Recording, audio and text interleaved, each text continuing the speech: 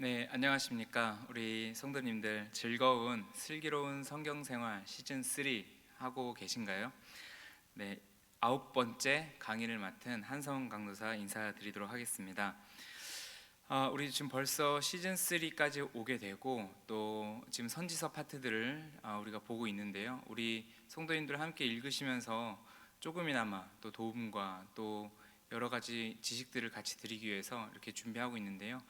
엄청나게 복잡하고 또한 다양하고 또 매우 전문적인 지식을 전달할 수는 없겠지만, 왜냐면 시간이 너무 많이 걸리고 이제 양이 많아지기 때문에 그런 디테일한 것들을 다 짚으면서 갈 수는 없겠지만, 저희들이 선지서 파트, 특히 선지서는 굉장히 어려운데 이 파트를 읽으면서 조금이라도 같이 읽기 수월하고 또 우리의 삶에 잘 와닿을 수 있도록 도움을 드리기 위해서 같이 이렇게 준비하고 있는데요. 저와 이 시간 9번째 시간 보내면서 오늘 저와 같이 아모스 8장부터 9장 그리고 오바댜, 요나, 미가 1장부터 5장까지 이제 보게 되는데, 같이 저와 함께 이 짧은 시간이지만 같이 정리하면서 또 성경을 읽어 나가는데 도움이 되는 이 시간이 되었으면 좋겠습니다. 네, 이 시간 항상 준비해야 될 것이 있습니다. 바로 성경책과 성경 공부 노트, 필기 도구, 그리고 하루에 성경 2장씩 읽어 나가겠다 하는 마음입니다. 우리 성경을 읽으시면서 마음에 와닿은 구절들은 이렇게 성경책 옆에다가 줄도 그으시고 또 노트에 각 장별로 정리도 하시면서 말씀을 익혀 가시면 좋겠습니다. 사실 이 영상이 굉장히 도움이 되는 게 플레이를 하다가 유튜브에 올라온 영상을 일시정지할 수 있기 때문에 이제 우리 성도님들께서 보시다가 너무 설명이 빠르거나 또한 이 부분은 놓친 것 같아 하면은 잠시 일시 정지를 해두고 또 기록을 하고 그 다음에 또 이어서 읽어 나갈 수 있으니까요. 우리 성도님들 보시면서 좀 너무 어렵다 하시면 잠시 쉬었다가 가셔도 좋을 것 같습니다. 이 선지서 양이 많고 또 저희들이 하는 이 분량들이 굉장히 디테일하게 접근해야 되는 부분들도 요하기 때문에 이 양이 이제 많아지게 되거든요. 그러다 보면 조금 지루할 수도 있고 조금은 무슨 이야기 하는지 그 흐름을 놓칠 수도 있기 때문에 그런 경우가 생기면 잠시 일시정지 하셔서 잠시 쉬셨다가 다시 시작을 하셔도 좋을 것 같습니다. 네, 이번 시간에는 저와 같이 서두에서도 이야기했듯이 아모스서 이제 뒷부분과 오바댜 그리고 요나, 미가 이제 앞부분을 보게 되는데요. 지난 시간 김기현 목사님을 통해서 이제 아모스의 전반적인 상황을 살펴보았습니다. 그 이후에 이제 8장부터 9장까지 저와 같이 한번 살펴보도록 하겠습니다. 우리 지난 시간 잠시 아모스에 대한 역사적 배경과 기록에 대한 내용들을 잠시 짧게 언급하고 좀 지나갔으면 좋겠습니다. 이 아모스가 예언 활동을 하던 시기는 유다가 우시야 그리고 이스라엘은 여로보암 2세가 통치하던 때로서 다윗과 솔로몬 시대에 버금가는 평화와 번영의 시기였습니다. 자, 그래서 이때 당시 이스라엘 백성들의 삶이 어떠했냐? 굉장히 부요해지고 또한 번영하게 되니까 교만하여지고 또한 방종과 부패로 배교를 일삼게 되는 일들이 일어나게 되었다라는 것입니다. 자, 그래서 당시 백성들이 하나님을 떠나 있는 삶을 살았는데 그럼에도 불구하고 자신들은 선민이기 때문에 우리들은 망하지 않을 거야, 이러한 생각에 빠져서 살아가고 있었다라는 것이죠. 자, 그래서 굉장히 우리 아모스서 우리 1장부터 7장까지 저 여러분들 만약에 보신 경우에 굉장히 놀라운 부분들이 기록되어져 있는데, 어떤 부분이냐면 바로 우리가 겉모습으로는 하나님을 경배하지만 그 생활에 있어서는 이기주의적이고 탐욕하고 부도덕한 모습들이 있었다라는 것입니다. 겉모습은 예배를 드리러 나오지만 그 생활이 전혀 그렇지 않은 삶에 대해서 이야기하고 있었고 그것들을 기록하고 있었죠. 자, 그래서 이러한 상황 가운데 이제 이 아모스 선지자가 백성들에게 멸망의 임박성을 경고하면서 진정한 신앙을 갖추도록 촉구한 것이 바로 이 아모스의 내용입니다. 우리 지난 시간 했던 내용을 짤막하게 이제 정리를 해보는 것입니다. 더 나아가 단순히 종말의 선언, 단순히 심판이 일어날 것이다로 그치는 것이 아니라 이 미래의 하나님을 향한 예배가 다윗 시대처럼 다시금 회복될 것이다라는 것을 선포함으로써 이제 소망과 격려까지 마지막에는 주고 있는 것이죠. 자, 그래서 우리 이 아모스서 1장, 2장에는 이제 예언에 대한 내용이 나오고요. 3장부터 6장까지는 이제 세 편의 설교, 특히 이 부분에 하나님의 마음이 집중되어져서 기록되어져 있습니다. 그리고 오늘 우리가 이제 나머지 살펴보는 8장부터 9장이 속해져 있는 7장과 9장의 내용은 바로 5가지 환상에 대한 이제 내용이 나오죠. 자, 그래야 해서 이 5가지 환상에 대한 내용을 오늘 이제 8장과 9장에 걸쳐서 다시 한번 마지막에 나와 있는 내용들을 한번 살펴보고 이제 마무리를 하려고 하는데요. 다림줄, 여름과일, 그리고 부서지는 문설주 등에 대한 이제 내용이 나옵니다. 이렇게 내용이 마지막까지 나오고, 그리고 최종적으로 9장 11절에서 15절까지 5가지 약속이 나오면서 하나님께서 결국에 이 죄에 대한 보응을 하시긴 하시지만, 그럼에도 불구하고 하나님의 구속 계획에 의하여서 이 다윗의 이 혈통이 복원되고 이 땅이 새로워지고 포로들이 귀환할 것이다 라는 메시지로 조금은 희망적인 느낌으로 마무리가 되어진다라는 것이죠. 자, 그래서 오늘 8장에 대한 내용을 한번 바로 살펴보도록 하겠습니다. 8장 제목에 대해서 제가 간단하게 기록을 했는데요. 물론 이것은 제가 정리한 것이 아니라 이제 성경 공부를 저도 같이 하면서 주석에 있는 내용들을 참고한 내용이니까요. 저희들 이 장과 옆에 제목이 나올 때 성경 옆에다가 간단하게 써주셔도 좋고요. 만약에 그럴 만한 기록의 장소가 없다 하면 노트에다가 이렇게 옮겨서 같이 적어주시면 좋을 것 같습니다. 자, 그래서 아모스 8장 제목은 이렇습니다. 이스라엘에 대한 절망적 심판이죠. 아까도 이야기했듯이 지금 아모스의 상황은 어떻습니까? 굉장히 좋지 않은 상황입니다. 겉으로는 예배도 잘 드리고 많은 집회들이 있었습니다. 또한 많은 하나님께 나아가는 일들이 있었습니다. 그러나 그 상황에 대해서 그 삶을 사는 이스라엘 백성들은 결코 그러한 삶을 사는 입장이 아니었죠. 그리하여서 하나님께서는 끊임없이 이 5가지 환상을 통하여서 지금 내가 어떻게 할 것이다, 내가 이제는 어떻게 할 것이다 라는 이야기를 하고 있습니다. 그리하여서 7장부터 메뚜기 떼 환상, 불 환상, 7장에 다림줄 환상 하면서 오늘 8장에 이제 여름 실과에 대한 환상의 내용이 나옵니다. 8장 1절에 보시면 여름과일 한 광주리로 표현된 말씀이 나오죠. 이 부분을 직역을 하자면 이렇게 설명이 됩니다. 내 백성 이스라엘에게 끝이 왔다. 이제 이렇게 설명이 됩니다.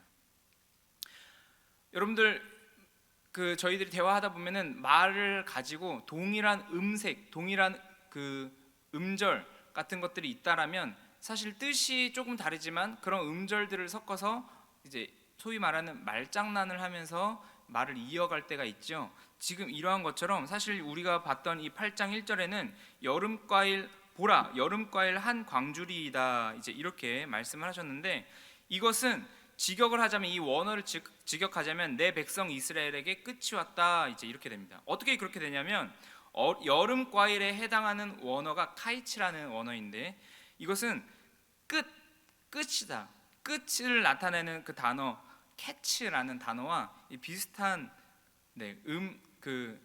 음절을 가지고 있습니다. 그래서 일종의 언어 유희로서 의미상 연결되어져서 어떻게 됩니까? 어떤 식으로 우리가 이해할 수 있냐면, 마침 여름 과일이 무르익어 추수할 마지막 시점이 이른 것처럼 이스라엘 백성들이 지금 현재 끝자락에 와 있다라는 매우 심각한 상황을 이야기하고 있는 것이죠. 자, 그리하여서 3절을 통하여서 하나님의 심판을 당하게 될 북이스라엘의 현실적인 형태, 지금 이 상황, 삶에 대해서 이야기하고 있는데요. 특별히 2가지의 결과가 나올 것이다라고 이야기하고 있습니다. 곧 애곡함과 그 다음에 침묵이다라는 것이죠. 성경에서는 우리가 3절에서는 잠잠히라고 표현되어 있습니다. 자, 그래서 하나님의 심판을 받고 애곡으로 변할 것이고 모든 사람이 잠잠하게 될 것이다 라는 이야기를 하고 있습니다. 그래야 심판의 임박성을 보여주고 있습니다. 특히 이 8장에서는 무엇이 강조되고 있냐면, 이스라엘에게 말씀의 기근, 11절에 보시면 말씀의 기근을 보낸다고 예언함으로써 하나님께서, 이 말은 정말 절망적인 건데요, 한마디로 소통하지 않겠다라는 것입니다. 소통하지 않겠다라는 이야기를 드러내고 있습니다. 그리하여서 이스라엘과 더 이상 관계를 지속시키지 않을 것이다라는 매우 엄한 심판의 내용을 이야기하고 있죠. 이 8장은 그래서 여름과의 광주리 환상을 통한 하나님의 심판을 선언하는 전반부 1절부터 3절까지, 그리고 그 말씀을 들음에도 불구하고 하나님의 말씀을 거부하고 있는 이스라엘 백성들이 율법을 어기고 자신의 이익만을 추구하고 있는 삶에 대한 심판을 선언하는 이 중반부 4절부터 10절까지, 그리고 이전의 심판들과는 달리 말씀의 기근이라는 새로운 예언을 추구하고 있는 이 후반부 11절부터 14절까지로 이렇게 구성되어져 있습니다. 자, 8장의 내용은 그래서 사실상 굉장히 무겁고 어려운 내용이 나오고 있지요. 자, 9장으로 바로 넘어가 보도록 하겠습니다. 이렇게 심각한 이야기를 함에도 불구하고 9장의 내용은 이스라엘의 멸망이 있음에도 불구하고 회복할 것이다, 그러므로 말미암아 하나님의 약속과 이 구속사가 계속해서 이루어질 것이다라고 이야기를 하고 있습니다. 이 9장에는 하나님의 세 가지 속성이 나와 있습니다. 하나님의 공의의 속성이 나와 있습니다. 1절부터 4절까지 나와 있는 악을 미워하시고 악을 보수하시는 하나님의 공의의 속성이 나와 있고, 5절부터 6절까지 모든 것을 하실 수 있는 전능함에 대해서 이야기하고 있습니다. 그리고 7절부터 15절까지 이스라엘을 향한 진멸을 말씀하시면서도 그럼에도 불구하고 회복시키겠다라는 마지막 이야기를 덧붙이면서 9장이 나오고 있습니다. 자, 이렇게 다섯 번째 환상에 해당되는 이 9장은 본서 전체의 결론이라고 할 수 있죠. 선지자는 이제까지 베델의 심판에 대해서 막 언급을 하다가 이 본장에서는, 이 9장에서는 환상을 통해서 번제단이 하나님의 심판을 당하는 모습을 그리고 있습니다. 이러한 성전 파괴에 대한 환상은 앞서 8장에 나왔던 것처럼 이 말씀의 기근과 함께 이 이스라엘과의 더 이상 어떤 그런 연합, 종교적인 어떤 그런 교제, 그러한 것들에 대해서 하지 않겠다라는 매우 심각한 심판의 내용을 보여주고 있는 것이죠. 저와 여러분들이 예배하러 나오지만 하나님께서 그 예배를 받지 않겠다, 너희들의 삶이 더럽기 때문이다, 이렇게 말씀하신다면 심각하죠. 8장과 9장은 지금 그 이야기를 하고 있는 것입니다.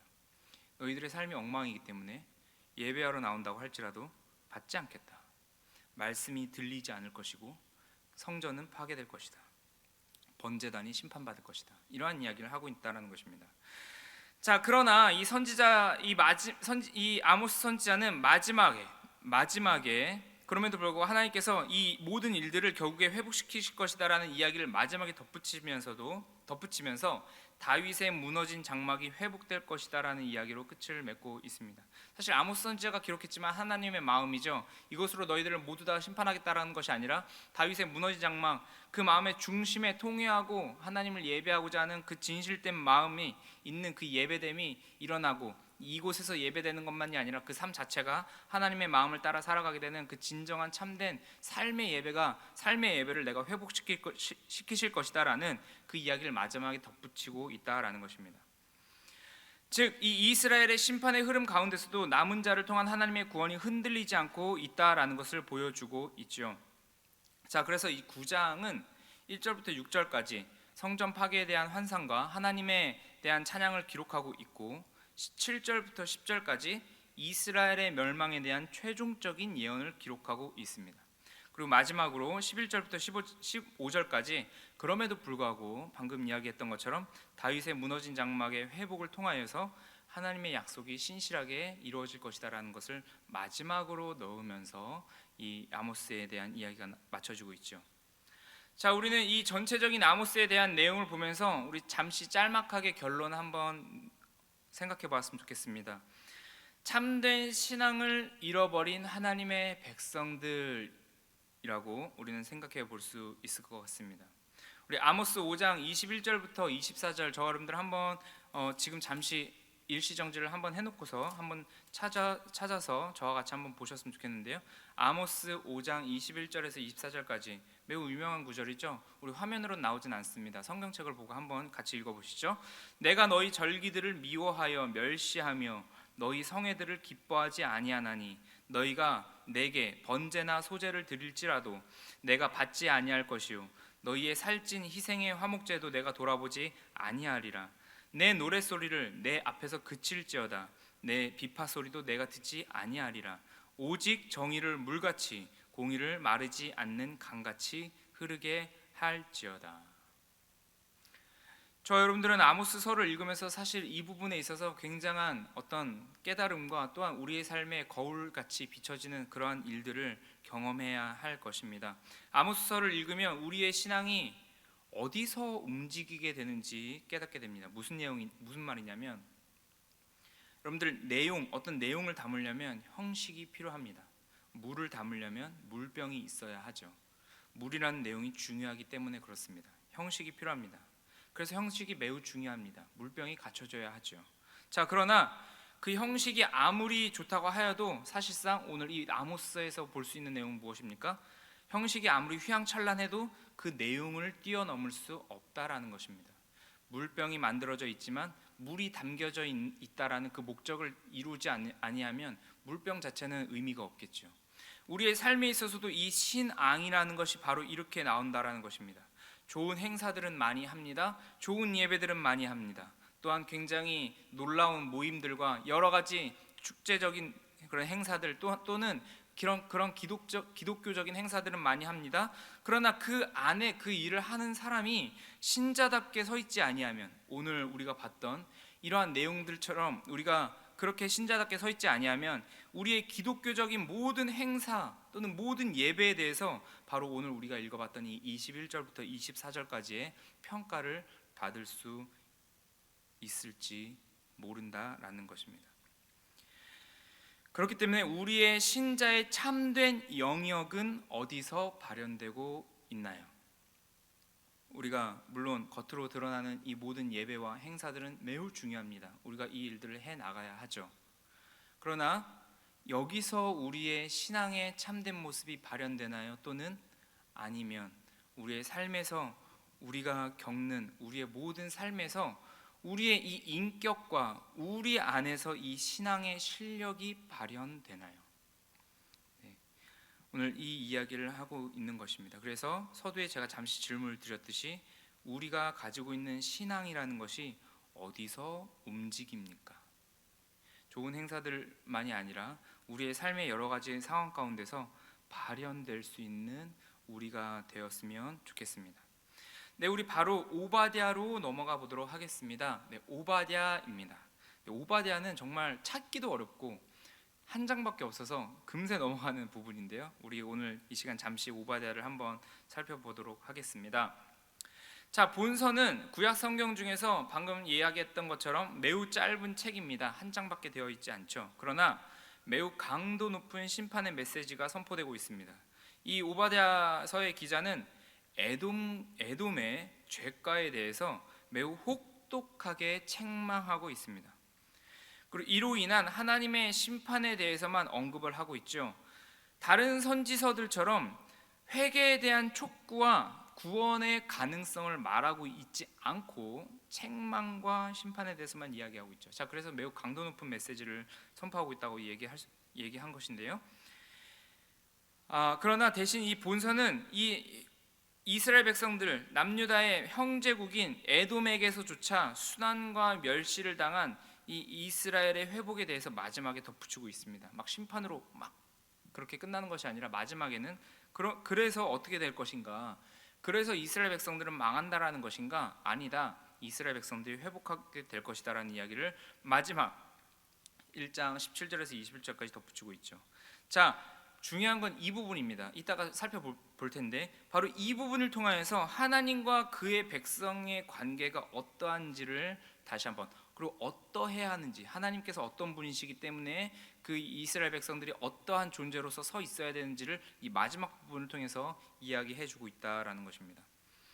자, 제목을 보겠습니다. 제목은 오바댜입니다. 네, 여호와의 종, 그리고 여호와께 예배하는 자라는 이름의 뜻입니다. 자, 기록 연대를 보겠습니다. 자, 기록 연대는 예루살렘이 멸망한 BC 586년 전후로 이제 추정이 되는데요.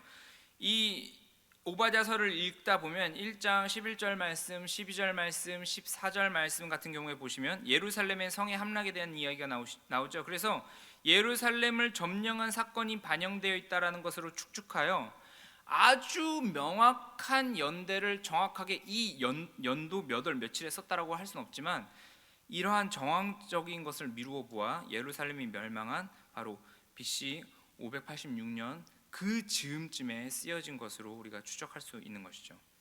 자, 역사적 배경은 이렇습니다. 이 본서가 기록될 당시에 이 에돔은 어떤 상황이었을까요? 이 에돔은 이 남유다와 종속되어져 있는 그런 관계였다라고 할 수 있습니다. 그러나 같이 있지만 연합하거나 그렇지 않고, 사실 이 에돔은 매우 독립된 왕국으로서 존재하고 있었죠. 자, 그리하여서 이 남유다의 망명자들에게 피난처를 제공하기도 했다라는 것입니다. 그런데 어떻게 했을까요? 그냥 피난처만 제공하고 잘 살도록, 그냥 괜찮게 잘 살도록 이 남유다 백성들을 괴롭히지 않고 있었다면 다행인데, 그렇지 않고 그들의 죄악과 그들의 위험스럽고 탐욕스러운 그들의 죄성을 가지고 이 남유다 백성들을 괴롭혔던 것이죠. 물론 이 에돔 사람들은 과거 사실 에서로부터 나온 민족이기 때문에 야곱, 사실은 먼 친척 관계이죠. 사실 조상으로 거슬러 올라가자면 정말 친척 관계입니다. 형제 관계이죠.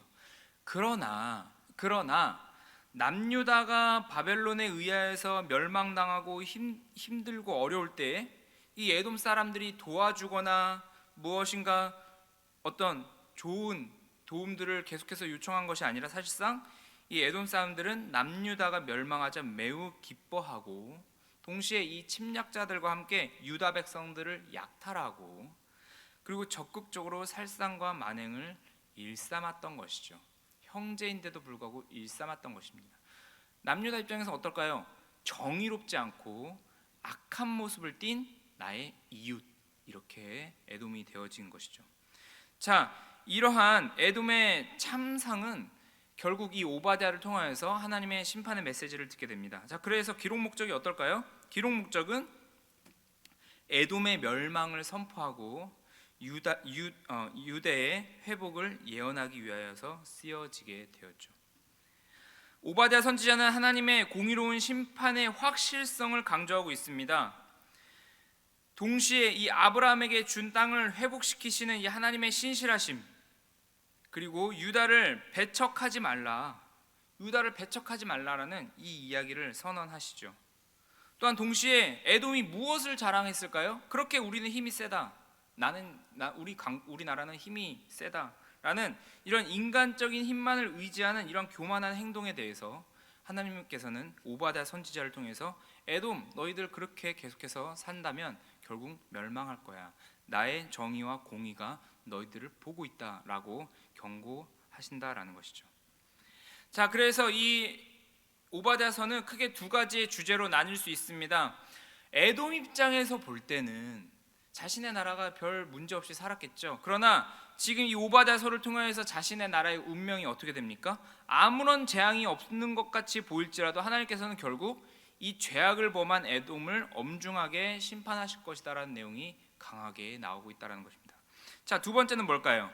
그렇게 에돔을 다 처벌할 것이다, 하나님은 그냥 에돔을 다 무찌를 것이다, 그리하여서 남유다를 좋게 할 것이다, 그렇게 마무리되는 것이 아니라 마지막에 어떻게 나오냐면, 물론 이 남유다는 회복될 것입니다. 그런데 맨 마지막 절을 보시면 여호와의 왕국이 다시 한번 설 것이다라는 이러한 의미가 담긴 말씀을 하게 됩니다. 그래서 여호와의 왕국의 확립이 성취된다는 것입니다. 그래서 가장 크게는 하나님께서 에돔을 처벌하실 것입니다. 그 하나님의 정의와 공의가 에돔을 심판하실 것이다라는 이 내용이 하나 나오고, 두 번째로는 그 하나님의 정의와 공의가 세워지는 나라가 마지막에 하나님께서 만들어낼 것이다라는 이 두 가지 내용이 크게 나오는 것이죠. 자, 그래서 내용상으로의 분류를 한번 보도록 하겠습니다. 우리 이 한 장밖에 없는 이 짧은 장이지만 이 내용은 이 안에 세 부분으로 나눠지게 되어지는데요. 1절부터 14절까지 여러분들 이 부분은요 한번 잠시 일시정지를 해놓고서 이 화면 나오는 것을 옆에다 한번 써주시면 좋을 것 같습니다. 1절부터 14절까지 에돔의 범죄와 그에 대한 심판을 묘사하고 있습니다. 자, 두 번째는 15절부터 16절까지죠. 여호와의 심판의 날에 대한 내용을 소개하고 있습니다. 그리고 마지막에는 17절부터 21절까지 이스라엘의 종말론적인 회복을 말하고 있죠. 그래서 실질적으로는 남유다 나라에 대한 회복을 말하는 것처럼 보여지겠지만, 더 나아가 사실상 무엇입니까? 궁극적으로 이루어질 마지막 우리가 살아서 마지막에 하나님께서 이루시는 그 마지막 하나님의 나라에 대한 내용까지 이 마지막 절들을 보면서 우리가 확인할 수 있다라는 것입니다. 자, 이 오바댜서는 사실상 쉽게 다뤄지지 않는 성경입니다. 왜냐하면 굉장히 짧을수록 사실상 파면 팔수록 많은 것들이 나올 수 있는 성경이기 때문이죠. 그러나 이 본서의 핵심은 바로 방금 우리가 잠시 짧게 봤던 것처럼 이방인에 대한 하나님의 공정한 심판이 있을 것이다라는 것입니다. 에돔 민족을 향한 하나님의 정의와 공의의 이 심판의 이 기준으로 심판하신다는 내용이 있죠. 그런데 그것을 통하여서 이스라엘 회복이 이루어질 것이다라고 이야기합니다. 그런데 그것을 통하여 이 남유다 편을 드는 것으로 끝나는 것이 아니라 하나님의 나라가 완성되는 것에 이 포커스를 맞추고 있다라는 것으로 우리가 읽혀질 수 있습니다. 자, 그래서 이 과정을 보면서 한 가지 중요한 통찰을 우리는 볼 수 있게 되는 것이죠. 바로 오늘 조그만 소구 결론으로 이렇게 정의할 수 있을 것 같습니다. 에돔의 심판과 유다의 회복이라는 내용을 통해서 드러나는 하나님의 정의와 공의의 나라. 마지막 이 1장 21절을 직역하면 이렇게 직역이 됩니다. 그리고 구원하는 자들이 에서의 산을 재판하기 위해 시온산에 올라갈 것이다. 그리고 왕권은 여호와께 있을 것이다. 이렇게 됩니다. 사실 우리가 지금 이 개역개정으로 읽을 때는 마지막에 어떻게 됩니까? 에서의 산을 심판하리니 나라가 여호와께 속하리라. 이렇게 굉장히 뭔가 중간 단어들이 많이 빠진 것처럼 이렇게 심플하게 나와 있죠. 그러나 직역을 하자면 어떻습니까? 왕권은 여호와께 있을 것이다라고 이렇게 이야기합니다. 자, 그래서 이 21절 앞부분을 보자면 그래, 시온산에 올라와서 이제 이 에서의 산을 심판한다고 하니 에돔이 에서의 자녀들이기 때문에 이 에돔을 심판한다고 하니 그래, 결국엔 하나님께서 그 에돔 족속을 모두 다 혼내주실 거야. 이렇게 느낌을 받는 것이 강한데 마지막 부분에 우리가 봤던 나라가 여호와께 속하리라라는, 즉 왕권은 여호와께 속한다라는 이 말을 통해서 우리가 어떤 것을 확인하게 되냐면 단순히 하나님께서는 에돔 족속을 멸하고 남유다 편을 드는 이러한 하나님으로 끝나는 것이 아니다라는 것을 우리가 확인할 수 있게 되는 것이죠. 이 나라라는 이 단어에는 정관사가 사실 붙어 있어서 이 영어 성경 번역 같은 부분으로 보시면 그 왕국으로 이제 표현이 됩니다. 자, 그래서 즉 이 그 왕국은 어떻습니까? 사실상 이 남유다라고 1차적으로는 생각할 수 있겠지만 하나님께서 다스리시는 바로 그 왕국, 즉 하나님께서 통치하시는 하나님의 나라에 대한 그 왕국으로 해석이 되죠. 자, 그리하여서 하나님께서 다스리시는 그 왕국이 여호와께 속하리라. 하나님께서 그 정의와 공의의 심판의 그 통치의 심판으로 에돔을 심판하지만 그것은 단순히 남유다를 회복하고 남유다 편을 들기 위한 그런 식의 정의와 공의의 나라가 아니라 하나님께서 생각하시는 정의와 공의의 나라라고 이야기하는 것입니다. 그러니까 남유다 입장에서는 이 구절을 볼 때 어떻습니까? 단순히 우리 편 드는 것이 아니라 남유다 입장에서도 하나님께서 다스리시는 정의와 공의가 무엇인지 그쪽 방면으로 초점이 맞춰지게 된다는 것이죠. 자, 그래서 이 부분을 통해서 우리는 다시 한번 생각하게 됩니다. 남유다 역시도 물론 1차적으로는 에돔이 잘못했기 때문에 에돔의 그 죄악을 처벌하시는 하나님의 공의와 심판이 흘러가지만 그 공의와 정의의 심판을 보면서 남유다 입장에서도 어떤 것을 확인하게 됩니까? 자신들의 입장에서도 확인될 수 있는 그 정의롭지 않고 공의롭지 않은 면들이 하나님의 정의로움과 공의로움을 보면서 자신들도 확인하게 된다는 것입니다. 그리하여 이방 민족만이 아니라 자신들 역시도 최후에 결국 오게 될 그 하나님의 통치가 일어나는 그 나라에 속하게 될 것이고, 그 나라는 남유다가 통치하는 남유다식으로 만들어지는 그런 인간적인 나라가 아니라 하나님께서 다스리는, 오늘 말씀의 표현대로 여호와께 속한 그 나라이기 때문에 하나님이 다스리시는 그 통치의 그 영역 안에 우리도 들어가게 된다라는 그러한 이해를 우리가 마지막에 얻을 수 있다라는 것이죠. 그러니 사실상 우리가 이 오바댜서의 오바댜서에 대한 내용을 보면서 우리는 무엇을 확인할 수 있을까요? 우리가 생각하는 정의와 공의는 무엇입니까? 또한 우리가 생각하는 정의와 공의가 하나님이 생각하시는 정의와 공의와 어떻게 다른가요? 자, 이 부분이 우리에게 주어지는 것이죠. 우리는 에돔을 복수하고 싶은 남유다 백성들인가요? 아니면 하나님 나라에 맞게 사는, 하나님 나라의 통치를 받는, 하나님 나라에 입각한 정의와 공의를 알아가는 우리인가요? 네, 오바댜서의 내용은 굉장히 짧지만 정말 큰 펀치 같은 느낌을 가지고 있죠. 자, 이 부분을 한번 묵상하시면서 한번 이 오바댜서를 차근차근 읽어 나가시면 좋을 것 같습니다. 네, 우리 바로 요나서로 한번 넘어가 보도록 하겠습니다. 네, 바로 지금 벌써 이 두 번째 성경을 두 번째까지 다 보고 이제 요나서 세 번째 파트를 보는데, 잠시 이 부분에서 저와 여러분들 일시정지를 하셔서 쉬었다가, 저는 지금 강의를 계속하지만 잠시 일시정지를 하셔서 쉬셨다가 또 바로 요나 파트로 넘어갔으면 좋겠습니다. 자, 요나 우리 보겠습니다. 제 제목 요나입니다. 요나는 비둘기라는 뜻을 가지고 있습니다. 자, 이 요나서는 누가 썼을까요? 네, 사실 학자들 사이에서는 여러 가지 의견들이 있습니다만, 사실 우리가 제일 보수적이고 안전하게 우리가 받을 수 있는 그 내용은 무엇이냐면 바로 아미떼 아들 이 요나입니다. 여기 등장하는 요나이죠. 자, 기록 연대는 이 여로보암 2세가 통치하던 BC 8세기 초반에 쓰여진 것으로 우리가 추정할 수 있습니다. 자, 기록 목적은 무엇일까요? 니느웨의 구원을 통하여 요나에게 하나님의 사랑을 알려주기 위하여입니다. 자, 이 내용을 보시면, 저와 여러분들 이 내용을 보시면 사실 구약에 나와 있는 선교적 성경이다, 이 해석 많이 들어보셨을 것입니다. 구약에 나타난 하나님의 선교적 명령. 또 하나는 무엇이냐면 니느웨를 사랑하고 구원하시고자 하는 하나님의 사랑, 이 해석도 많이 들어보셨을 것입니다. 자, 그런데 또 하나 이 부분을 살펴보면서 우리가 지금 이 요나서 자체를 여러분들 본다면, 저 여러분들 앞에 나와 있던 선지서와 조금 다르죠. 앞에 나와 있는 살펴보겠지만 앞에 나와 있는 선지서는 심판에 대한 내용과 하나님께서 심판하실 것이다, 그리고 회복하실 것이다라는 그 메시지들이 나와 있지, 그 선지자와 직접 씨름하시는 하나님에 대해서는 나와 있지 않습니다. 자, 그런데 이 요나서는 특이하게도 하나님께서 어떻게 할 것이다라는 심판의 내용, 즉 니느웨를 사실 심판하신다는 내용이 있는데, 그 내용이 나오면서 동시에 이 요나서 4장 내용 전체가 다 어떻게 되어 있죠? 요나라는 사람, 이 선지자, 하나님의 사람인 이 요나와 씨름하시는 하나님에 대한 내용이 나와 있죠. 요나 역시도 하나님 아버지 앞에서 엎치락 뒤치락하며 하나님의 설득을 받는 그런 내용들이 나와 있습니다. 자, 그래서 이 기록 목적을 우리가 생각할 때 쉽게 1차적으로는 물론 니느웨를 사랑하셔서 구원하시는 하나님의 사랑을 알게 하기 위하여, 또한 이방 민족을 향한 그 하나님의 사랑을 알기 위하여, 이렇게 정리할 수도 있을 것입니다. 또한 그리하여서 이것을 보면서 선교적인 입장으로 해석할 수도 있겠습니다만, 하나 더 나아가는 것은 무엇입니까? 요나 자체에게 하나님께서 어떠한 하나님의 마음을 드러내시고자 하시는 것이죠.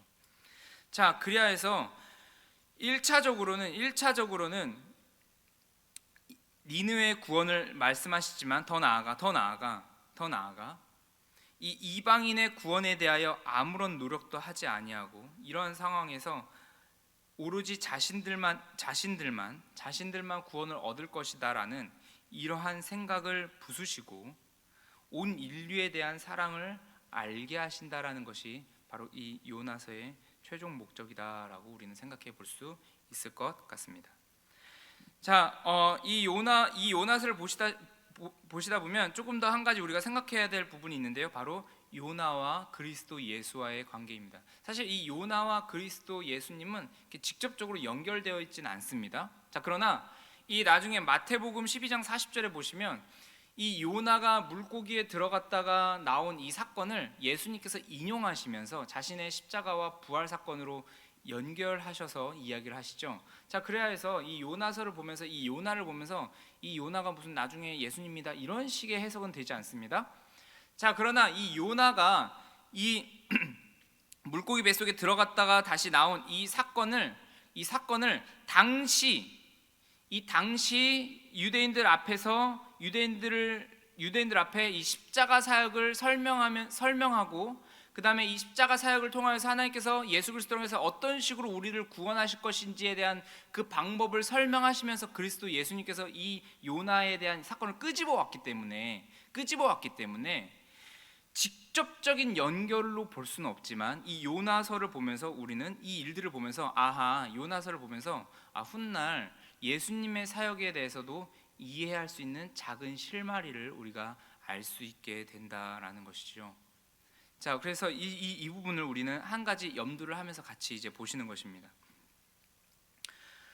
자, 내용은 이렇습니다. 자, 1장 1절부터 17절까지 요나의 첫 번째 불순종이 나옵니다. 그리고 2장에 들어서면서 이제 물고기에 하나님께서 예비하신 물고기 속에 들어가게 되는 이 요나, 그래서 요나가 회개하게 되는 내용이 2장을 통해서 나오죠. 그리고 3장을 보시면 요나가 그리하여서 니느웨에 가서 선포를 합니다. 사실 이 디테일한 내용을 정말 저와 여러분들이 한번 요나서를 한번 나눌 수 있게 되면 정말 좋겠는데요. 지금 시간도 많이 없고 사실 뒷부분이 많이 있기 때문에 전부 다 나눌 수는 없지만 정말 재밌습니다. 정말로 이 요나는 정말 특이하고도 매우 우리의 삶과 가깝게 붙어 있는 그런 삶을 산 사람이죠. 자, 그리하여서 3장에 보시면 대충 선포를 합니다. 자, 그런데 놀라운 일이 일어나죠. 니느웨 백성들이 사람부터 시작해서 짐승까지, 물론 짐승이 회개는 하겠습니까? 지능이 없는, 그 하나님에 대한 인격적인 그 지능이 전혀 없는 생물체죠. 그러나 이 왕이 정말 뼛속까지 회개하고자 하는 그러한 마인드를 가지게 돼서 짐승까지도 베옷을 입혀라, 이제 이렇게 선포를 하죠. 전 나라가 돌아오게 되는 일이 3장에 나옵니다. 자, 그리하니까 4장에 어떻게 되냐면 이제 요나가 소위 말하는 그 뿔따구가 나서 하나님 아버지 앞에 하나님과 끊임없는 그 실랑이를 벌이는 모습이 나오죠. 자, 그러나 마지막에는 결과적으로는 4장 11절에 하나님께서 12만 명이나 되는 그 자들이, 하나님을 모르는 자들이 있다라는 그 말씀을 하시면서 하나님의 구원에 대한 보편성을 팍 이야기하시면서 이 요나에 대한 내용이 끝이 나죠. 자, 그렇습니다. 그래서 우리가 한번 이 요나는 이러한 내용을 가지고 한번 쭉 읽어보셨으면 좋겠는데요. 이 요나서는 그래서 읽어보시면 사실 이제 그 부분이 가장 특이하게 나올 것입니다. 물론 심판의 내용도 나올 것이지만 잠시 서두에서도 이야기했듯이 이 단순히 심판의 내용을 한번 이야기하고 그 다음에 회복될 것이다, 뭐 그런 식의 내용이 나오고 끝나는 것이 아니라, 그런 어떤 심판에 대한 메시지만 기록되고 끝나는 것이 아니라 사실상 이 선지서 중에 굉장히 독특한 양식을 가지고 있는데, 하나님의 심판 메시지를 전달하는 것만이 아니라 그 메시지의 전달 과정과 그 결과에 초점을 맞추고 있다는 것입니다. 그래서 요나에게 뭔가 초점이 맞춰져 있어요.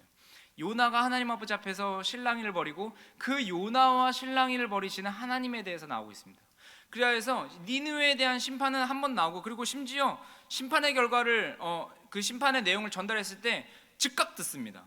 우리가 방금 봤던 뭐 예를 들면 아모스서나 또한 우리가 지금 이 이후에 볼 미가서 같은 걸 보시면 오히려 하나님의 백성들이 하나님의 말씀을 듣지 않죠. 자, 그런데 아수르의 수도였던 니느웨, 그 이방 민족은 하나님의 말씀을 듣습니다. 즉각 들어요. 자, 그리하여서 회개하게 되죠. 자, 그런데 그 모습을 보고 요나가 이제 속에서 부하가 치밀죠. 부하가 치밀게 돼서 하나님과 끊임없는 실랑이를 이 4장까지 보이게 된다는 것입니다. 이 기록이 특이하다는 것이에요. 선지서임에도 불구하고 이 기록이 특이하다는 것입니다. 자, 그리하여서 이러한 내용이 나와 있고요. 방금도 이야기했듯이 요나의 심판 메시지를 들은 니느웨 사람들이 바로 회개했다는 점이 또한 매우 독특합니다. 자, 그리고 또 하나는 선지자 요나의 회개 기도와 고백이 자세히 기록되어 있다는 점, 그리고 선지자가 하나님의 명령에 순종하지 않는다라는 점이 오히려 굉장히 독특한 점으로 나오고 있습니다. 자, 그래서 사실 이렇게 굉장히 뭔가 색다른, 다른 선지서에서는 볼 수 없는 그러한 내용으로 채워진 이 본서의 메시지 어떨까요? 겉으로 볼 때는 쉽게 우리가 생각할 때는 이 이방인을 향한 하나님의 사랑을 나타냈다라는 것으로 우리가 1차적으로 생각할 수 있겠지만, 더 나아가 그 중요한 점을 우리가 좀 더 생각하자면 어떻습니까? 하나님께서 이스라엘 백성의 하나님만이 아니라 더 나아가 온 인류의 하나님이시다라는 것을 선포했다라는 점, 그러므로 말미암아 이 이스라엘 백성들의 생각과 마음을 바꾸시려고 한다라는 점, 더욱더 하나님의 마음을 알아가기 원한다라는 점이 부각되어 기록되어 있다라는 점을 우리가 생각해 볼 수 있을 것 같습니다. 자, 그래서 소결론을 이렇게 정리했습니다. 니느웨의 구원 메시지를 통한 요나의 변화와 하나님의 마음입니다. 요나서 4장을 보면 요나가 가장 싫어하는 점 4장 1절에 나와 있습니다. 가장 싫어하는 점과 또한 요나가 기뻐하는 점 6절에 나와 있습니다. 4장 6절에 나와 있는데요, 이 두 가지가 극명하게 나옵니다. 요나가 한마디로 뿔따구가 난 것이죠. 뿔따구란 말이 너무나도 약하죠.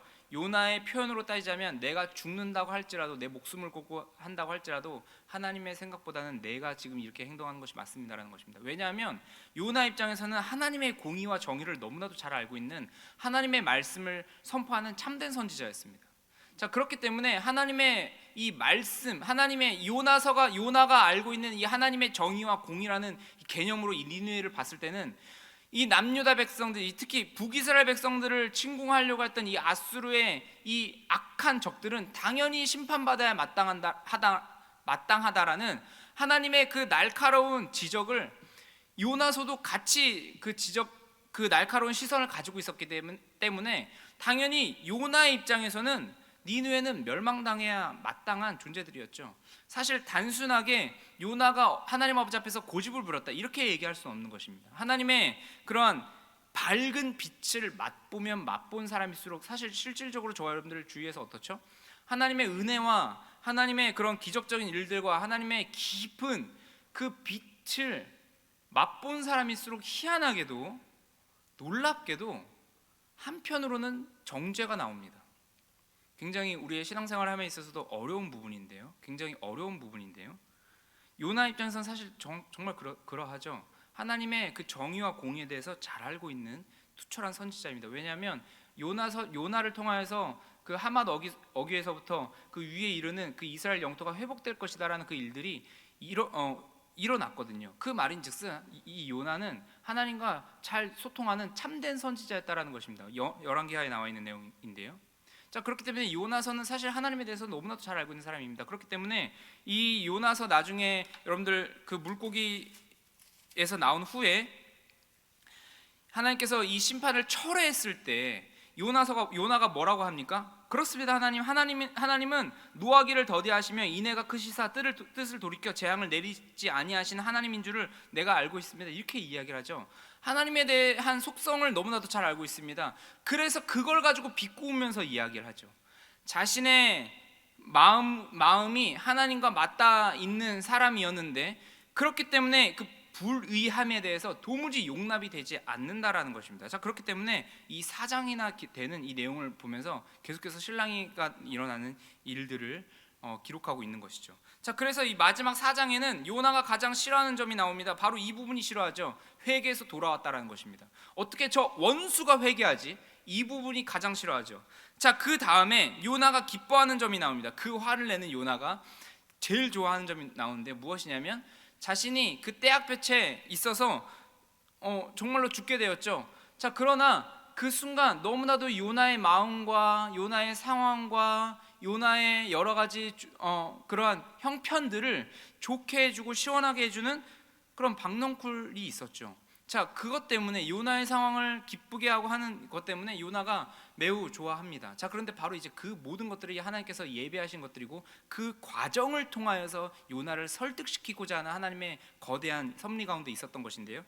자, 바로 그것을 통해서 하나님께서 무엇을 얘기해 주십니까? 요나가 싫어하고 기뻐했던 것, 요나가 기뻐했던 것처럼 하나님께서 기뻐하시는 것이 무엇인지를 바로 그때 드러내 주시는 것이죠. 요나의 실질적인 삶의 체험의 그 과정이라는 그 시간을 통해서 요나에게 하나님께서 정말 기뻐하시는 것이 무엇인지를 말해주는 실질적인 체험, 예전에 체험 삶의 현장이라는 프로그램이 있었는데요, 그러한 것처럼 체험의 교육을 시켜주셨다라는 것입니다. 그것을 통해서 이 뒤에 보시면 요나가 직접적으로 난 변했습니다 라는 기록은 되어 있지 않습니다. 자, 그런데 이 마지막 11절이 의문문으로 끝나죠. 4장 11절이 내가 어찌 아끼지 아니하겠느냐 라는 식으로 이렇게 의문문으로 끝납니다. 이렇게 기록함으로써 무엇을 지금 말해주고 있습니까? 요나는 하나님의 인자하심과 진짜 인자하심과 친절함을 경험했죠. 자신의 삶을 어떻게 했는지 실질적으로 인생을 통해서 경험했습니다. 자, 근데 그 하나님의 인자하신 친근과 친절함을 자신의 기록에서도 기록해놨죠. 그래야 해서 강압적으로 명령문이라든지, 물론 때론 필요할 땐 명령문으로도 기록되어 있지만 권유형으로 기록한 것입니다. 상대방한테 이 메시지를 강압적으로 집어넣는 형식으로 자신의 이 요나서를 기록한 것이 아니라 마지막에 권유형으로 기록해 놓았죠. 자, 그래야 해서 있는 이 자신이 하나님의 사랑을 경험했던 그 경험처럼 이것을 읽어나가는 독자들도 그것으로 말미암아 하나님의 질문을 자신처럼, 자기가 경험했던 것처럼 받도록 기록을 해놨습니다. 하나님께서 계속 끊임없이 요나에게 물으시죠. 이렇지 않겠니? 이렇지 않겠니? 내 마음이 이런 것 아니겠니? 내 마음이 이런 것 아니겠어? 계속 이렇게 권유형으로 물으시죠. 너 왜 내 말 안 들었어? 내가 이렇게 심판하는 명령을 떨어뜨리라고 했는데 왜 도망쳤어? 바로 너도 심판. 이렇게 하지 않고 내 마음은 이거야, 내 마음은 이거야, 내 마음은 이거야. 끊임없이 질문하시고 권유하시는 그 하나님의 인자하심으로 요나를 품으시면서 데려오시죠. 그런 방식으로 마지막을 기록해 우리에게도, 읽는 독자들도 그렇게 느낄 수 있도록 그렇게 기록해 놓은 것입니다. 굉장히 놀랍죠. 자, 그리하여 해서 이것을 봤을 때 요나는 사실상 하나님의 사랑을 깨달았습니다라는 말을 명시적으로 마지막에 딱 해놓진 않지만, 이런 형식의 이 기법을 통하여서 요나 역시도 하나님의 사랑을 깨달았고, 그리하여서 그 전 인격과 삶이 하나님의 마음을 이제 알았을 것으로 우리는 추측할 수 있다라는 것입니다. 자, 우리 역시도 요나와 같은 상황이 있을 것입니다. 요나처럼 우리와 씨름하시는 하나님을 경험할지도 모르겠습니다. 그래서 우리를 정말 깨시기 위한, 우리의 이 좁은, 우리의 어떤 인생을 깨시기 위한 그런 시간과 과정을 겪도록 하실지 모른다라는 것입니다. 요나서 기록 자체를 보면, 그래서 이것은 선지서이긴 하지만 서두에서도 이야기했듯이 이상하게 이 요나라는 한 개인과 씨름하시는 하나님의 설득과 그 요나와 하나님과의 교제가 내러티브식으로 나와 있죠. 그러니까 단순히 스토리식으로 어떤 이야기들이 나열돼서 끝나는 것이 아니라 이 1, 2, 3장을 읽으면 마지막에 이런 식으로 전환이 돼서 요나에게 메시지를 던져주시는구나라는 이러한 형식을 띠고 있다는 것입니다. 자, 그래서 그 심판의 내용만 기록하고 끝나는 것이 아니라 선지자와 하나님과의 교제가 계속해서 나오고 있는 이러한 내용들로 채워져 있다는 것이죠. 자, 우리의 삶은 어떨까요? 우리의 삶은 어떻습니까? 누군가는 요나처럼 아수르로 인해서 이 적국에게 힘겨운 시간을 보내고 있을지도 모르겠습니다. 자, 그것마저도 어떻게 보면 하나님의 섭리하심에 있죠. 놀라운 일들인데요, 그것마저도 하나님의 섭리하심에 있다라는 것입니다. 그래서 누군가는 그러한 힘겨운 상황 가운데 있을지도 모르겠습니다. 자, 그리하여서 요나처럼 속에서 저들은 분명히 다 죽어 마땅해, 하나님의 심판을, 내가 하나님의 정의와 공의에 대해서 알고 있는 사람인데 반드시 그 정의와 공의로 다 죽어 마땅해 라고 생각하는 시절을 보낼지도 모르겠습니다.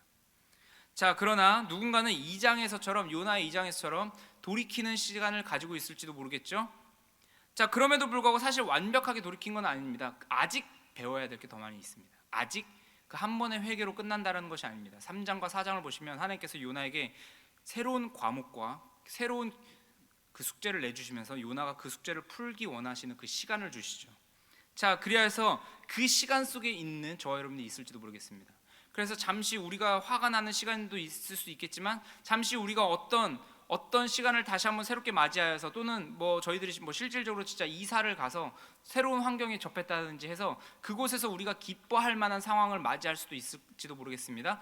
그런데 그 시간을 통해서 하나님께서 하나님의 마음을 알려주시는, 그때 하나님의 마음을 알려주셔서 우리의 인생으로 하여금 하나님의 마음을 설득하게 하시는 시간을 우리가 누군가는 보내고 있을지도 모른다라는 것입니다. 저와 여러분들은 어떤 상황 가운데 있나요? 그리고 저와 여러분들은 어디에 집중하고 계십니까? 니느웨를 심판해야 한다고 하는 자리에 서 계신가요? 아니면 그러한 나를 보시는 하나님과 교제하고 계신가요? 네, 우리 요나서까지 이렇게 달려왔는데요, 우리 미가서까지 우리 한번 같이 보도록 하겠습니다. 우리 미가서입니다. 본서는 유다 출신의 선지자 미가가 유다와 이스라엘 두 왕국을 대상으로 하나님의 말씀을 선포한 데 대한 기록입니다. 자, 그런데 보통은 이제 유다에 대한 기록이 많죠. 자, 이 미가서의 내용은 범국가적 죄악으로 말미암아서 하나님의 심판과 그 후에 있을 이 이스라엘 회복에 대한 미가의 예언이 기록되어 있습니다. 자, 그러나 이제 한 가지 굉장히 독특한 점이 하나 있는데요. 이렇게 심판의 내용을 이야기하면서 하나님께서 회복에 대한 이야기도 하는데, 이 와중에 바로 메시아가 탄생할 것이다, 메시아가 베들레헴에서 탄생할 것이다라는 이 예언이 바로 미가서 5장 2절에 기록되면서 우리 입장에서야, 신약까지 다 알고 있는 우리 입장에서 이 예언이 바로 예수님을 말한 예언이다라고 우리는 쉽게 생각할 수 있지만, 당시 상황을 생각해 보자면 하나님께서 이 일들에 대해서 단순히 이스라엘 백성들을 회복하는 것을 더 넘어 정말 이 죄악으로부터 회복시키고자 하는 그 메시지들을 중간중간 하나님께서 말씀하신 내용들을 이제 확인할 수 있게 되는 귀한 내용인 것이죠. 바로 그래서 이 미가서의 내용의 중요성이 그 부분에서도 있다라는 것입니다. 자, 그래서 당시 동시대에 활동했던 선지자들이 많이 있습니다. 이 미가와 같이 활동했던 대표적인 선지자는 이 이사야가 있습니다. 이 이사야는 그리하여서 이 이사야 같은 경우에는 어떤 뭔가 고위층, 그리고 왕들 또는 그런 어떤 고위층에 있는 사람들을 향해서 예언했지만, 그들이 가지고 있는 죄악에 대해서 예언했는데, 이 미가 같은 경우에는 평민을 향해서 이야기했습니다. 자, 그래서 개인적이고 그런 종교적인 문제들을 이제 언급했다라는 것입니다. 자, 제목을 한번 보도록 하겠습니다. 제목은 미가입니다. 미가의 뜻은 여호와와 같은 자 누군가라는 것이죠. 자, 이 미가는 미가가 썼습니다. 자, 기록 연대 언제쯤 썼을까요? 바로 히스기야 왕 14년째 되던 해로 추정되는 BC 약 700년 경쯤에 기록된 것으로 우리가 알 수 있습니다. 자, 역사적 배경으로는 이러합니다. 외적으로는 아수르의 침략과 위협을 받고 있었다고 합니다. 그런다 동시에 그렇게 해서 우리가 신앙의 힘으로 잘 이겨나가고 하는 것이 아니라, 내적으로도 백성들의 부패가 극에 달했다라는 것입니다. 자, 그리하여서 이러한 상황 가운데 깨우치기 위하여 본서의 예언을 기록한 것이죠. 자, 그렇기 때문에 기록 목적은 어떠할까요? 이 미가는 하나님의 백성들의 이 냉랭한 종교의식, 이 부분 어디서 많이 들어본 부분이죠. 우리가 아까 살펴봤듯이 아모스의 상황과 비슷하죠. 냉랭한 종교의식, 하나님을 향한 경배와 찬양은 있습니다. 그렇지만 알맹이가 없죠. 그러한 상황과 죄에 대한 하나님의 혐오감, 그리고 부자들의 탐욕, 부정직, 이러한 것들을 아주 명백하게 드러내놓고 지적하고 있죠. 동시에 하나님의 용서하시는 은혜와 또한 언약에 대한 신실하심까지 덧붙여서 이야기하고 있습니다. 자, 이 미가서를 볼 때도 조금 특이한 점이 있습니다. 우리가 아까 좀 전에 요나서에 대한 내용을 보면서 예수님에 대한 이야기를 잠시 연결해서 살펴봤듯이, 이 미가와 이 미가서와 그리스도 예수와의 연관점을 우리가 한번 살펴볼 수 있는데요. 바로 이 미가의 내용 중에 미가서 5장 2절에 이 메시아가 베들레헴에서 탄생할 것이다라는 예언을 하고 있다라는 것입니다. 자, 이 예언은 그래서 마태복음 2장 5절에서 6절에서 성취되었죠. 엄청난 시간 간격이죠. 사실 거의 BC 700년경에 쓰여진 것으로 추정되니까 하나님의 말씀은 떨어졌지만, 그것이 어쨌든 오랜 기간을 거쳐 예수님의 탄생 사건으로 이제 성취되었다라는 것입니다. 자, 그래서 일단은 실질적으로 볼 때는 당장 이 일들이 일어나는 것처럼 보이지 않았지만, 이 예언은 참된 예언이었다라는 것이죠. 자, 그래서 넘어가 보도록 하겠습니다. 이 미가의 내용은 크게 세 부분으로 나눌 수 있습니다. 자, 첫 번째 1장 1절에서부터 3장 12절까지 이 심판에 대한 내용이 쭉 나옵니다. 자, 그리고 4장 1절에서부터 5장 15절까지 회복에 대한 내용이 나오고 있습니다. 자, 그리고 마지막 6장 1절에서 7장 20절까지는 그리하여서 회개하라라는 회개에 대한 촉구가 나오고 있죠. 자, 그래서 저와 같이 이 미가서는요 5장까지만 살펴보고요. 우리 다음번 우리 또 장태호 목사님께서 이제 준비해 주시는데요. 다음번 부분은 또 우리 장태호 목사님께서 설명을 해주실 때 그때 같이 첨부해서 들으시면 좋을 것 같습니다. 자, 그래서 1장부터 한번 5장까지 장제목과 함께 짤막하게 한번 점검하면서 가보도록 하겠습니다. 자, 1장 이스라엘에 대한 여호와의 심판 예고입니다. 본장에는 북이스라엘과 남유다에 대한 하나님의 심판이 자세하게 선포되고 있습니다. 특히 미가 선지자는 이 지명과 관련지어서 이 비유적으로 이들의 죄를 지적하고 또 하나님의 심판이 어떻게 임할 것인지 설명하고 있습니다. 이스라엘에서 시작된 여러 가지 죄가 여호와 신앙의 중심지인 이 예루살렘까지 오염시켰다라고 이야기하죠. 하나님의 심판이 더 이상 지체될 수도 없다라고 이야기합니다. 자, 하나님의 백성이 그리하여서 이방신을 사랑한다라는 것, 말도 안 되는 일이다. 바로 그것은 하나님의 심판을 받기 합당한 모습이다라고 이야기하고 있습니다. 자, 2장으로 넘어가 보도록 하겠습니다. 이스라엘의 사회적 범죄에 대한 심판입니다. 자, 앞장 우리 1장에서는 하나님께서 이러이러한 일들이 있다, 이러이러한 죄악된 일들이 있다라고 고발하고 있죠. 자, 그런데 이제 이 2장부터는, 이 2장과 3장에서는 이제 본격적으로 이 범죄가 무엇인지에 대해서 책망하고 있는 부분이 나오고 있습니다. 자, 그런데 이 범죄에 대한 이 근본적인 문제는 무엇이냐면 그들이 하나님을 두려워하지 않았다라는 것에서 기인하고 있다라는 것이죠. 하나님의 공의로운 통치를 무시하고 있습니다. 자신들의 기준에 따라 사고하고 행동하고 있습니다. 특히 이 본장에서는 그리하여서 이스라엘의 과거의 신분과 하나님의 역사를 상기케 하는 이 야곱이라는 이름을 사용하면서 이 야곱이라는 이름을 이스라엘에 대한 호칭으로 사용하면서 심판에 대한 내용을 이야기하고 동시에 하나님께서 이들을 어떤 식으로 이끌고 가실 것인지에 대한, 어떤 식으로 하실 것인지에 대한 하나님의 신실하심까지 동시에 이야기하고 있다라는 것입니다. 자, 우리 3장으로 한번 넘어가 보도록 하겠습니다. 3장의 내용은 이스라엘의 지도자들에 대한 고발입니다. 자, 사실 이 3장에 대한 내용도 읽어보면 정말 심각한 이 내용들이 너무나도 많은데요.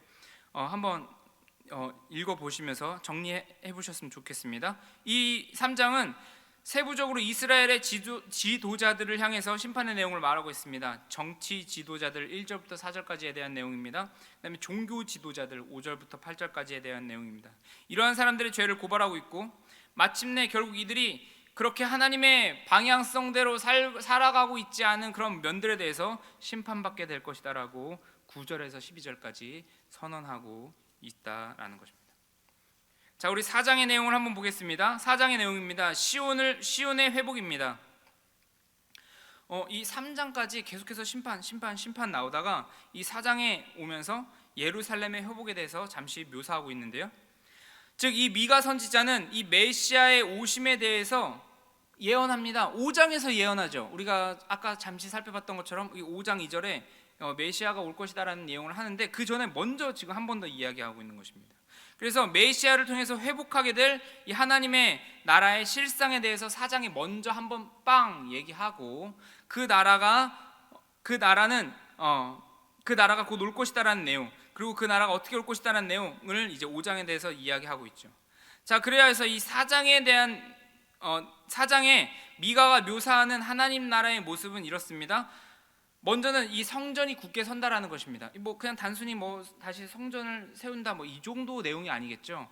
무너진 예배에 대한 회복이죠. 하나님을 향한 그 마음의 회복이다라는 것입니다. 자, 그리고 말씀을 찾아 모인다라는 것입니다. 이 4장 2절에 그래야 해서 시온에서 말씀을 배운다라는 그런 내용, 우리가 이 부분은 이 찬양으로도 가지고 있죠. 이 찬양으로도 가지고 있는 이 찬양 가사가 바로 이 4장 2절에 나오고 있습니다. 그가 그의 도를 가지고 우리에게 가르치실 것이라 우리가 그의 길로 행할 것이다. 이는 율법이 시온에서부터 나오고 여호와의 말씀이 예루살렘에서부터 나올 것이다. 굉장히 익숙한 가사 내용이죠. 사실 이 말씀에서 따온 찬양입니다. 자, 그래서 말씀을 찾아 모인다는 내용이 하나님 나라의 모습으로서 나오고 있고요. 세 번째는 전쟁이 없다라는 모습으로 표현되고 있고, 네 번째는 속량함과 하나님의 이름이 전파된다라는 것으로 표현되고 있습니다. 자, 이렇게 이 4장 5장에 대해서 연속적으로 언급되는 것은 무엇일까요? 약간 이런 내용, 이런 느낌입니다. 여러분들 드라마 보실 때 본편은 다음 주에 할 것입니다. 그죠? 근데 본편 나오기 전에 예고편이 먼저 있죠. 근데 그 두 개를 이제 어쨌든 보여주죠. 그냥 어차피 다음 주에도 할 내용인데 그냥 오늘까지 딱 한 내용 끝나고 그냥 바로 다음 주를 보면 되는데, 그렇지 않고 이제 예고편을 한번 보여주게 되죠. 사실 어떻게 보면 어떤 의미로 보자면 사실 이렇게 두 가지가 같이 연결되어져 있는 느낌들이 그런 느낌들이라는 것이죠. 자, 그래야 해서 이 실질적으로 오는 하나님의 나라에 대해서 훨씬 더 장엄하고 그리고 더욱더 놀라운 모습으로 예루살렘이 회복될 것이다라는 것을 의도적으로 강조하기 위하여 4장, 5장 이렇게 연속적으로 이제 기록을 해놨다라는 것입니다. 자, 5장에 대한 내용을 우리가 한번 살펴보도록 하겠습니다. 5장 미래에 나타날 시온의 왕, 으로 우리가 정리할 수 있습니다. 자, 본장은 본서 전체 가운데 두 번째 부분의 결론입니다. 3장과 5장에 대한 미가서 3장과 5장에 대한 이제 결론이죠. 그래서 장차 나타날 의로운 통치자에 대해서 묘사하고 있습니다. 이 4장이 장차 도래할 하나님의 나라에 초점을 맞추고 있다라면 이 5장은 그 나라를 통치하는 왕에게 맞춰져 있다라는 것입니다. 자, 그래서 5장 1절부터 4절까지는 장차 나타날 시온 왕에 대해서 묘사하고 있고요. 5절부터 9절까지는 시온의 왕이 모든 대적을 물리칠 것이라는 내용을 담고 있습니다. 자, 그리고 마지막 10절에서 15절까지죠. 15절까지는 이스라엘이 의지하던 것에 대한 심판을 예언하는 이제 이 후반부로 이제 나오고 있습니다. 15절까지 5장 15절까지 이러한 부분으로 나오고 있죠. 자, 이러한 5장에 대한 내용은 이스라엘의 미래에 대한 희망을 이야기하고 있고 또한 이스라엘의 현재 불경건한 상태가 대칭적으로 보여주고 있습니다. 자, 이것은 이스라엘의 미래는 현재 이스라엘들이 의지하고 있는 이 대상을 철저하게 제거한 후에 이루어질 것임을 보여주고 있다라는 것입니다. 자, 그래야 해서 이스라엘의 미래에 회복될 것이다. 단순히 그냥 낙관적인 하나님께서 뭐 어떻게 잘 해주시겠지, 그런 식으로 5장이 끝나는 것이 아니라, 그렇다면 현재에 대해서, 현재 상황에 대해서 너희들이 점검하고 다시 돌아와야 한다라는 의미를 말해주고 있다는 것이죠. 그래서 이스라엘의 미래 회복은 이스라엘의 현재의 삶에 대한 정화 작업을 통해서 온전해진다라는 것을 우리는 5장 내용을 보면서 다시 한번 확인할 수 있다라는 것입니다. 그래서 10절부터 15절까지 내용을 보시면 다시 심판의 내용이 나오거든요. 그래서 지금 당장 있는 너희들의 우상 숭배를 다 끊어라, 이 내용들이 나오고 있습니다. 자, 그래서 이러한 상황을 통해서 지금 하나님께서 물론 나중에야 회복시키실 것이지만, 그래서 하나님께서 지금 현재 우리들에게 무엇이라고 얘기하시는가? 지금 삶을 돌아봐라 라고 이야기하고 있는 것 아니겠는가 라고 이야기하는 것이죠. 이 우상 숭배에 대한 내용이 나오기 때문에 사실 우리들은 모두 다 지금 현재 어떤 점을 친다든지 어떤 무슨 절에 다닌다든지 이러진 않죠. 그런 식의 우상 숭배가 아니라 무엇이죠? 지금 현재 우리들에게는 어떤 것이 우상 숭배겠습니까? 하나님이 우리의 삶에 없다라는 것 자체가 우상 숭배다라는 것이죠. 그러한 삶을 돌이키지 아니한다면 하나님께서 어떻게 하시겠는가? 이러한 부분을 우리에게 경종하고 있다라는 것입니다. 자, 우리는 이 5장까지 살펴봤습니다. 매우 짧죠? 매우 짧습니다. 사실 이 1시간 만에 이 지금 위에 이 네 파트를 다 살펴보는 것이 정말 쉽진 않은데요. 짧게 아모스 8장과 9장 그리고 오바댜, 요나, 미가서 5장까지 살펴보았습니다. 자, 여러분들 어떻게 우리 보셨나요? 사실상 이 선지서는 가장 쉽게 말해서 이 모세오경의 하나님의 율법에 근거하여서 하나님의 기준과 선에서 온전치 못한 그 신자다움에 대해서, 다시 모세오경에 기록된 하나님의 율법의 내용이 있죠. 그 율법을 통한 하나님의 그 말씀과 기준과 그 내용이 있습니다. 그러한 내용에 대해서 온전치 못한 신자다움에 대해서 이 선지자를 통해서 말씀하시는 내용입니다. 자, 읽으시면서 여러분들 그래서 어떠한 느낌을 받으셨습니까? 아마 개인적으로 묵상하시면서 도움이 되시는 부분들도 있을 터이고, 또한 더 나아가 우리가 깨닫지 못하는 지점까지 있을 것이라고 생각이 됩니다. 자, 하나님의 심판의 내용을 살펴보면은 1차적으로는 심판과 공의와 정의, 실현이 그 핵심이긴 하지만 그 기저에 깔린 것은 무엇일까요? 단순히 잘못된 것을 혼내고 내 편 만들겠다, 그런 것이 아니라 하나님께서 생각하시는 그 온전함이 그 기저에 깔린 내용이죠. 자, 그래서 이웃 나라들을 멸하고 이스라엘 백성들을 편드는 것이 심판의 핵심이 아니라 그로 인하여 하나님의 공의와 정의와 사랑이 무엇인가를 같이 드러내고 있다라는 것입니다. 그러니 그 온전함을 향해서는 남유다도 같이 따라가야 한다라는 것이죠. 그래서 실질적으로 이 내용들을 보면 이방 나라들도 심판하시지만 하나님께서 누구도 심판하십니까? 남유다 백성들, 북이스라엘 백성들도 심판하시죠. 바로 이 온전함에 다 가고 있지 않은, 하나님의 온전함에 합해져 있지 않은 상태였기 때문에 다 이 하나님의 엄한 명령들을 들은 것이죠. 자, 그런데 그것이 무엇입니까? 힘으로 세우는 나라가 아니라 예수님께서 보이셨던 것처럼 섬김과 낮음으로 전혀 다른 방식으로 세워지는 나라의 원리다라는 것입니다. 하나님의 온전함이라는 것이 남을 비판해서 세우는 나라, 하나님 남을 무력으로 꺾어서 하나님이라는 전능하신 신이 내 편이오니 그 하나님이 너희들을 혼내서 우리가 이길 거야, 그런 식의 힘으로 세우는 것이 아니라 예수님으로 보이셨던 것처럼 죽으심과 낮아지심으로 세우는 전혀 다른 방식의 원리로 통치되는 하나님 나라를 보이고 있다라는 것입니다. 그래서 요나서 같은 경우에는 니느웨에 돌이킴에도 불구하고 하나님께서 다스리시고 요나에게도 하나님의 마음이 무엇인지 말씀하시는 이 두 개의 작업이 복합적으로 이루어지는 것을 3, 4장에 기록하고 있죠. 스토리가 계속되는 것입니다. 니느웨가 심판하면 끝나는 것이 아니에요. 요나가 돌아와야 되는 것이죠. 자, 오바댜 같은 경우에도 무엇입니까? 단순히 에돔의 심판이 끝이 아닙니다. 그것을 통해서 무엇을 드러냈냐면 하나님의 정의와 공의가 무엇인지 드러내는 것이 목적이었는데, 바로 이러한 지점들이 우리가 선지서를 통해서 이제 읽으면서 알게 되는 부분이다라는 것입니다. 자, 그렇기 때문에 그에 따라 하나님의 마음에 온전치 못한 모습, 우리 역시도 그렇죠. 신자답지 못한 모습이 발견되어지면 혹독하고, 그리고 또한 매우 정결한 하나님의 지적이 드러나는 것이죠. 그 말씀이 너무나 정결해서 우리의 무뎌지고 둔탁해지고 흐려진 신앙과 삶의 나태함들을 날카롭게 지적하는 것으로 우리에게 들어온다는 것입니다. 어두움이 조금도 없는 빛으로 조금의 빛으로 비출 때 그 조그마한 먼지도 눈에 띄는 것처럼 말이죠. 우리가 생각하기에 이 정도의 신앙의 삶이면 괜찮겠다 하는 수준을 넘는 하나님의 메시지들이 선지서를 읽을 때 알게 된다는 것입니다. 그러한 하나님의 마음이 묻어나는 메시지들이 선지서를 통해서 드러나게 된다는 것이죠. 저와 여러분들은 선지서들을 읽으면서 어떤 묵상과 깨달음이 있으셨나요? 이제 앞으로 이제 이번 주 내내 읽으실 텐데, 또한 지금 현재 읽고 있죠. 지난주 같은 경우에 어떤 묵상과 깨달음들이 있으셨습니까? 네, 저와 여러분들이 이 선지서들을 읽으시면서 다만 비판으로 끝나는 것이 아니라 함께 하나님의 온전하심으로 향해 가는 그러한 이 시간, 그러한 시간들, 그리고 그러한 우리들이 되었으면 좋겠습니다.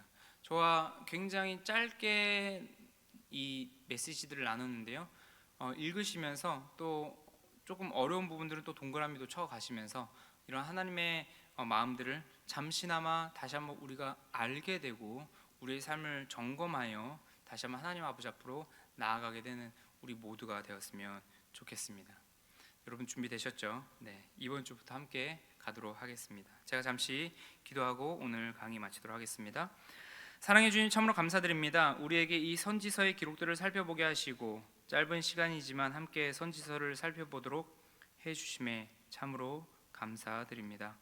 이 기록들을 보면서 우리의 삶을 돌아보게 하시고 또 우리의 삶을 오늘도 다듬어 가시는 그 하나님의 손에 우리의 모든 것을 맡기며 살아갈 수 있도록 주님 인도하여 주시옵소서. 감사드렸고 예수님의 이름으로 기도합니다. 아멘.